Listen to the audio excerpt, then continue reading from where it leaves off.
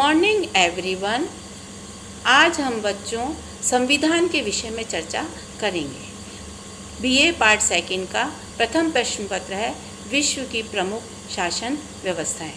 तो इस संदर्भ में जब संविधान की बात आती है तो आपको पता है संविधान क्या है, संविधान क्यों आवश्यक है।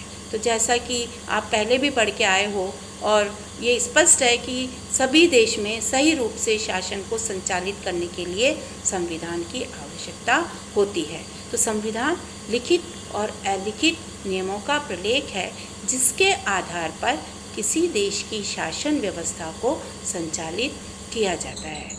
तो इस संदर्भ में जब हम देखते हैं तो संविधान के कई प्रकार होते हैं, क्योंकि बच्चों विश्व के संविधान जब हम देखें तो अमेरिका का संविधान आपको अलग तरीके से दिखेगा, ब्रिटेन के संविधान की विशेषताएं अलग हैं, स्विट्ज़रलैंड की अलग दिखाई देंगी।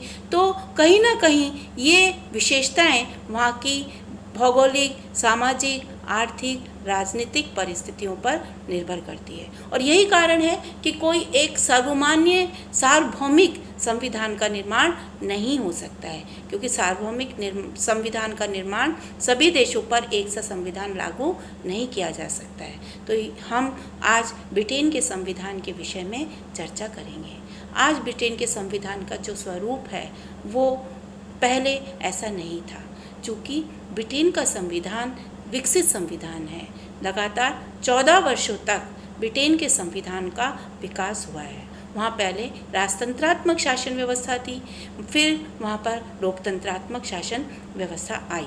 और यही कारण है कि आज यदि हम ब्रिटेन के संविधान को देखते हैं और आपसे यदि कभी ये पूछा जाता है कि ब्रिटेन के संविधान में कौन सी शासन व्यवस्था है, तो एक मिश्रित शासन व्यवस्था का स्वरूप हमें यहाँ दिखाई देता है। यहाँ राजतंत्र है जिसका प्रतिनिधित्व राजा करता है, जो कि वहाँ नाम मात्र का शासक है, लेकिन चूँकि ब्रिटेन के लोग परंपरावादी हैं, वो अपनी संस्थाओं में विश्वास रखते हैं, उनको वो समाप्त करना नहीं चाहते हैं, इसलिए राजा का पद आज भी ब्रिटेन में बना हुआ है। दूसरा हम देखें कुलीन तंत्र। कुलीन तंत्र वहाँ पे संसद के 2 सदन हैं, लॉर्ड सभा और कॉमन सभा। लॉर्ड सभा कुलीन तंत्र का प्रतिनिधित्व करती है और कॉमन सभा लोकतंत्र का प्रतिनिधित्व करती है। तो ये तो बात हो गई, आपको परिचयात्मक एक आधार पर मैंने बताया कि संविधान क्या है और ब्रिटेन में इसका क्या स्वरूप हमें दिखाई देता है। अब हम बात करते हैं कि ब्रिटेन के संविधान में सामाजिक और आर्थिक परिस्थितियों का क्या योगदान रहा। इसकी संविधान की विशेषताओं पर इन परिस्थितियों की छाप दिखाई देती है, क्योंकि बच्चों अभी मैंने आपको बताया कोई भी संविधान देश काल परिस्थिति के अनुसार ही निर्मित किया जाता है। तो सबसे पहले हम ब्रिटेन के सामाजिक आधारों को लेते हैं। सामाजिक आधारों में पहला बिंदु है ब्रिटेन की भौगोलिक स्थिति। बच्चों ब्रिटेन की भौगोलिक स्थिति की यदि हम चर्चा करें तो वो काफ़ी सुदृढ़ है। ब्रिटेन भौगोलिक स्थिति के कारण एक बहुत ही सुरक्षित देश है, क्योंकि ये चारों तरफ से समुद्र से घिरा हुआ है, कोई भी आक्रमण का खतरा इसको नहीं है। तो यहाँ पर एक संतुष्ट जीवन दिखाई देता है। यहाँ के जो लोग हैं वो निश्चित रूप से बहुत सही रूप में, बहुत शांति के साथ अपने सामाजिक और आर्थिक विकास की बात करते हैं और वो उसको पूरा भी करते हैं। तो ये भौगोलिक परिस्थितियाँ ब्रिटेन के यदि हम देखें तो उन्नति का परिचायक है। दूसरा आता है सुसंस्कृत समाज। ब्रिटेन का समाज सुसंस्कृत समाज है। वहाँ के लोग पढ़े लिखे हैं और वे लोग किसी भी क्रांति में विश्वास नहीं करते। वो एक समसामयिक परिवर्तन की बात करते हैं और वो अपनी पुरानी संस्थाओं में, अपने पुराने नेताओं में विश्वास रखते हैं। इसीलिए वहाँ पे अभिसमय की बात की जाती है। जब हम संविधान की आगे चर्चा करेंगे तो हम देखेंगे कि ब्रिटेन के संविधान का एक महत्वपूर्ण भाग अभिसमय है। और ये कहा है, आग और जिंक ने कहा है, जो कि एक राइटर हैं आग और जिंक, उन्होंने ये स्पष्ट किया है कि यदि हम अभिसमय को निकाल दें ब्रिटेन के संविधान से तो वो एक हड्डियों का ढांचा मात्र होगा। तो ये सुसंस्कृत समाज परंपराओं में विश्वास रखने वाला है। तीसरा है परंपरा प्रिय आधुनिक समाज। आधुनिकीकरण का मॉडल इन्होंने अपनाया है। पारंपरिक हैं तो हम ये नहीं कहेंगे कि उनकी एक संकीर्ण सोच है, वो एक विस्तृत सोच को लेकर चलते हैं और उनका ये मानना है वहाँ के लोगों का कि हम क्रांति की बात नहीं करेंगे, हम जो भी परिवर्तन होगा वो क्रमिक रूप से करेंगे। और यही कारण है कि 1688 में जो गौरवपूर्ण क्रांति हुई थी, जिसके आधार पर ब्रिटेन में लोकतंत्र की स्थापना हुई, वो भी शांतिपूर्ण तरीके से ही हुई थी। फोर्थ पॉइंट है जातीय एकता की भावना। ब्रिटेन के लोग जातीय एकता में विश्वास रखते हैं, ईसाई धर्म उन्होंने अपना रखा है। फिफ्थ पॉइंट है धर्म प्रधान समाज। ब्रिटेन में धर्म है, ईसाई धर्म है और उसके आधार पर सबको अपना धर्म अपनाने की स्वतंत्रता दी गई है। सिक्स पॉइंट है प्रवासियों की समस्या। ब्रिटेन के यदि सामाजिक आधार देखें तो प्रवासियों की समस्या एक बहुत ही विकट समस्या उभर कर ब्रिटेन की शासन व्यवस्था के सामने आ रही है, क्योंकि ब्रिटेन एक ऐसा देश है जहाँ यूरोप से और अन्य देशों से कई लोग आकर बसते चले जा रहे हैं और प्रमुख रूप से अफ्रीका और एशिया से। तो वहाँ की सरकार के समक्ष प्रवासियों की समस्या एक चुनौती के रूप में स्पष्ट दिखाई देती है। सेवन पॉइंट है ब्रिटेन के सामाजिक वर्ग। ब्रिटेन में कई सामाजिक वर्ग हैं, लेकिन इनका विभाजन संभव नहीं है क्योंकि कोई विभाजन रेखा वहाँ पर स्पष्ट नहीं है। यदि हम देखें तो एलीट क्लास वहाँ पर उभर कर आ रहा है और एक मजदूर वर्ग है।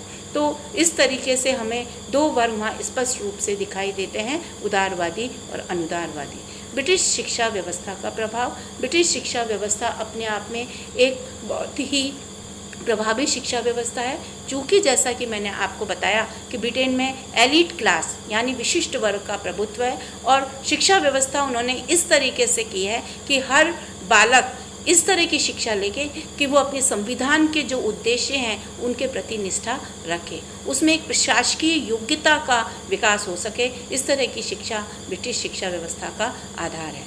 अब हम बच्चों आर्थिक आधार की चर्चा करेंगे। आर्थिक आधारों में पहला है उद्योग प्रधान देश। ब्रिटेन जो है वो उद्योग प्रधान देश है। जैसा कि आपको पता है कि औद्योगिकरण की जब हम बात करते हैं तो औद्योगिक क्रांति सबसे पहले ब्रिटेन में हुई थी और यहाँ पर उद्योगों को बहुत ही बढ़ावा दिया गया और ये कहा गया कि उद्योगों में पूंजी जो है वो लगाई जाए, जिससे कि यहाँ की देश की अर्थव्यवस्था का सुधार होगा। और चीन अंतर्राष्ट्रीय स्तर पर उसकी निर्भरता है और उसका उद्योग जो है वो विकसित है और अन्य देशों से इसकी स्थिति बहुत ही सुदृढ़ बनी हुई है। दूसरा है पूंजीवाद का विकास। ब्रिटेन में पूंजीवादी विचारधारा का विकास हुआ क्योंकि जैसा कि मैंने अभी आपको बताया कि वहाँ पे एलीट वर्ग है और एलीट वर्ग कहीं ना कहीं पूंजीवादी विचारधारा का द्योतक है। वहाँ पर इस तरह की व्यवस्था की गई है कि जो पूंजीवादी हैं वो अपने उद्योगों में किसी न किसी रूप में पूंजी लगा रहे हैं और श्रमिक उसमें कार्य कर रहे हैं। तो पूंजीवाद कहीं ना कहीं हमको वहाँ दिखाई देता है। तीसरा है लोक कल्याणकारी राज्य की अवधारणा। ब्रिटेन का संविधान भी जब आप देखोगे तो आपको पता चलेगा कि ये लोक कल्याण पर आधारित है। बच्चों, लोक कल्याण का अर्थ होता है कि जनता के लिए ऐसी सुख सुविधाएं देना जिससे कि व्यक्ति अपने व्यक्तित्व का विकास कर सके। तो राज्य का दायित्व है कि वो व्यक्तियों को ऐसी सामाजिक, आर्थिक, राजनीतिक परिस्थितियां दे जिसमें हर व्यक्ति अपना विकास कर सके। फोर्थ पॉइंट है राज्य की बदलती भूमिका। ब्रिटेन में राज्य की बदलती भूमिका भी एक महत्वपूर्ण निर्धारक तत्व है। पहले राज्य यदि हम देखें तो पूर्व में राज्य को व्यक्ति के आर्थिक क्षेत्र में अतिक्रमण का अधिकार नहीं था। ब्रिटेन में ये स्पष्ट रूप से था कि व्यक्ति अपनी निजी संपत्ति रख सकता है, निजी उद्योग चला सकता है, राज्य का इस पर कोई भी नियंत्रण नहीं होगा। तो कुल मिला के हम कह सकते हैं कि आर्थिक क्षेत्र में लेसिस फेयर की जो नीति है वो वहाँ अपनाई गई थी। लेकिन प्रथम विश्व युद्ध के बाद जब देखें तो ब्रिटेन की अर्थव्यवस्था चरमरा गई थी और वो बहुत ही पराभव पे आ गई थी। तब वहाँ की इस नीति में सुधार किया गया। अब राज्य को ये वहाँ पे अधिकार है कि वो नियमित रूप से अपना नियंत्रण जो जरूरी हो वो उद्योगों पे लगा सकता है, निजी उद्योगों पे लगा सकता है और सार्वजनिक क्षेत्र में उद्योगों को चला सकता है। अब नेक्स्ट पॉइंट है यूरोपीय संघ की सदस्यता का प्रभाव। यूरोपीय संघ की सदस्य है ये चीन और जिससे कि इसकी स्थिति अंतर्राष्ट्रीय स्तर पर बहुत ही सुदृढ़ हो गई है। तो ये सारी जो चर्चा हमने करी वो थे ब्रिटेन के सामाजिक और आर्थिक आधार। अब बच्चों हम चर्चा करेंगे ब्रिटिश संविधान की विशेषताएं। जैसा कि मैंने आपको बताया कि ब्रिटेन का संविधान विश्व का प्राचीनतम संविधान है। इसका लगातार 1400 वर्षों तक विकास हुआ है, तो ये विकास का परिणाम है। और इसका जब हम संवैधानिक विकास की यात्रा को देखेंगे तो हमको 6 काल स्पष्ट रूप से दिखाई देते हैं। इन कालों का जब अध्ययन करते हैं तो हमें स्पष्ट होता है कि यहाँ पर कभी राजतंत्र आया, फिर यहाँ पे मॉडल पार्लियामेंट का उदय हुआ, फिर कठोर राजतंत्र आ गया, उसके बाद पुनः लोकतंत्र की स्थापना हो गई। तो ये एक अद्भुत संविधान है जिसमें कि 3 शासन व्यवस्थाओं का मिश्रण किया गया है, जिसमें प्रमुख शासन व्यवस्थाएं जैसे मैंने आपको बताया राजतंत्र है, कुलीन तंत्र है और लोकतंत्र है। अब इसके संविधान की विशेषताओं को देखें तो पहला है प्राचीनतम संविधान। तो ब्रिटेन का संविधान प्राचीनतम संविधान है, सबसे पुराना संविधान है, और विश्व में जितने भी संविधान बने उन संविधान निर्माताओं ने इस संविधान से कुछ न कुछ लिया, क्योंकि ये प्राचीन संविधान था।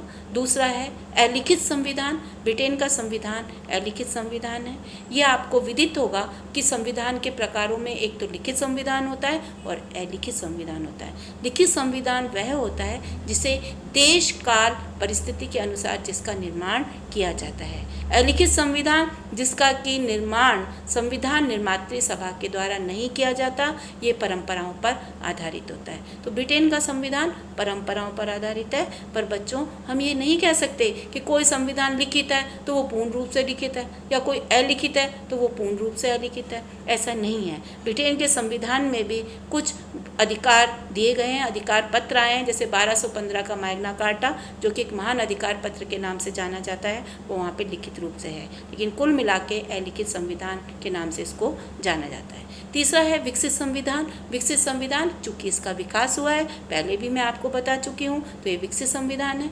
फोर्थ है स्वतंत्रता का प्रतीक। ब्रिटेन का संविधान व्यक्तियों की स्वतंत्रता में विश्वास रखता है, और यही कारण है कि 1215 में जब सामंतशाही शासन बहुत ही ज़्यादा कठोर हो गया था, राजा जो है वो अपनी कठोरता दिखाने लगे थे, तो एक पारित किया गया था अधिकार पत्र, वो 1215 के अधिकार पत्र के नाम से जाना जाता है, जिसे कि मैग्ना कार्टा कहते हैं।